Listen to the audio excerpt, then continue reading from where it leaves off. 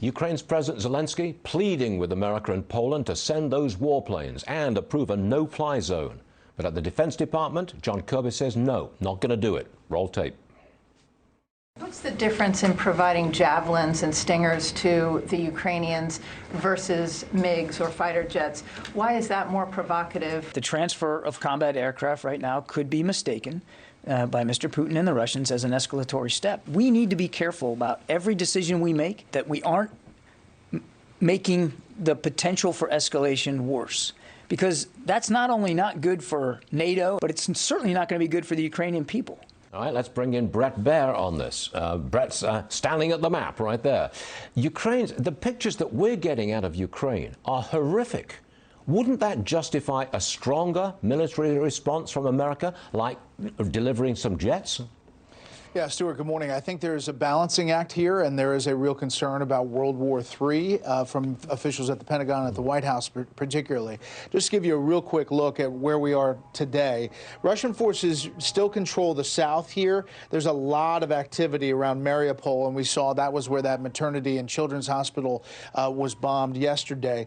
Kharkiv still getting bombed. But the biggest activity is right around the outskirts of Kyiv as forces continue to kind of move from all directions to try to cut off the capital city. And I just want to go a little bit closer in here. This is Kyiv up close, and you can kind of see in this these different areas the movement of Russian troops as they try to encircle Kyiv. Now, I want to read one thing. Just a few seconds ago, you had the Director of National Intelligence up on Capitol Hill, Avril Haines, and here's what she said. This is about the Russian action. Moscow underestimated the strength of Ukraine's resistance and the degree of internal military challenges we are observing in the Russian military, which include an ill-constructed plan, morale issues, and considerable logistical challenges. And what is unclear at this stage is whether Russia will continue to pursue a maximalist plan to capture all or most of Ukraine, which we assess would require more resources.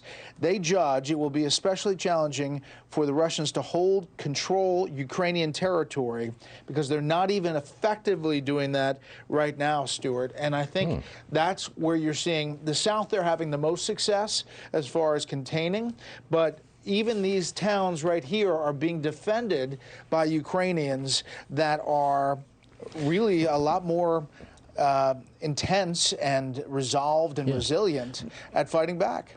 I'm trying to almost read between the lines of what the National Intelligence Director actually said there, but it seems like the Russians are not doing very well. It's a negative view of Russian involvement in Ukraine and their military action. Do you read it like that? I do, and it's she ends it saying it's not sustainable, and if you're going to install a pro-Russian regime to Kyiv, it's likely going to be a persistent and significant insurgency.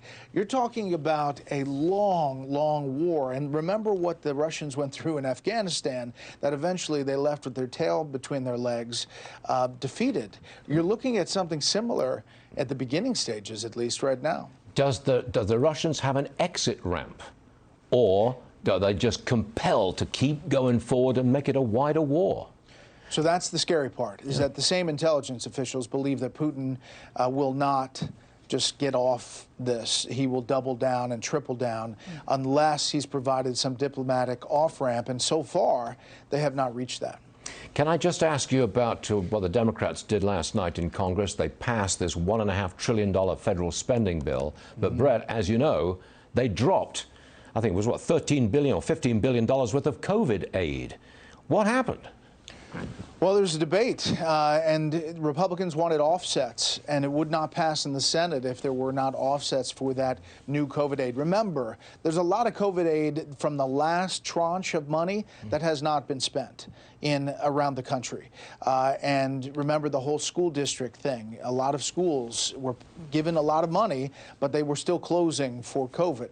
Now we're at a different stage. Now the money is going repurposed to Ukraine. So $13.6 billion is earmarked for Ukrainian aid, and we'll see what the Senate does with all of that. I don't know how you keep it all straight with the maps and the war and a trillion here and a trillion there, but you do keep it straight. It's your money. Thank you very much. It is. And we will be watching you to wrap it all up tonight, 6 o'clock Eastern. Special report with Bret Baier. See you later, Bret, and thanks a lot for being here.